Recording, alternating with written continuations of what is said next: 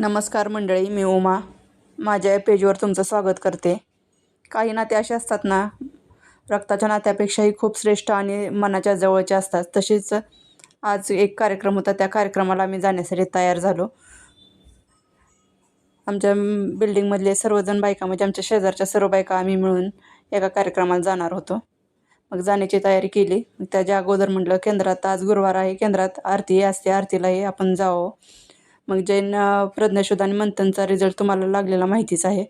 मग जयच्या पप्पाने पेढे आणले होते मग जयनं ते देवाला दाखवले, स्वामींनाही दाखवले आणि केंद्रात पेढे घेऊन आम्ही पुढे जाणार होतो. केंद्रातली आरती करणार आणि नंतर एका बड्डेला जाणार होतो.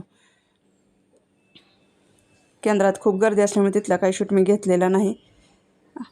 अशा प्रकारे आम्ही घरून स्वामीचं दर्शन केलं आणि निघालो.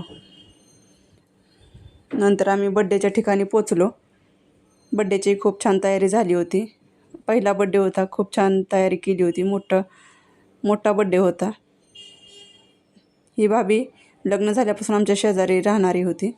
तेव्हापासून आमचं नातं एवढं घट्ट झालं ना, मैत्रीचं, की कोणताही कार्यक्रम असो, काय असो, कोणती खरेदी असो, काय असो, प्रत्येक गोष्ट सांगणार, हे करणार.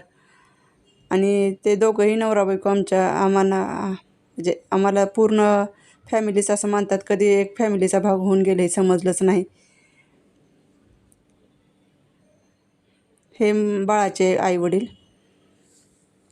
वाढदिवस एक छान साजरा झाला. केक कटिंग केला.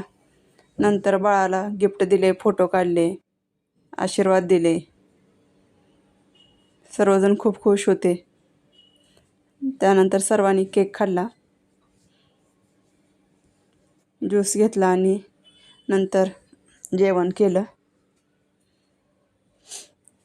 आणि आम्ही घरी निघालो. तुम्ही हे व्हिडिओ कुठून बघताय नक्की सांगा. तुम्हाला हा व्हिडिओ कसा वाटला तेही नक्की सांगा. व्हिडिओ आवडल्यास नक्की लाईक करा, शेअर करा आणि आपल्या चॅनलवर जर तुम्ही नवीन असाल तरी चॅनलला नक्की सबस्क्राईब करा. आणि भेटूया अशाच आपण नवीन व्हिडिओसोबत, माझ्या नवीन जर्नीसोबत. धन्यवाद.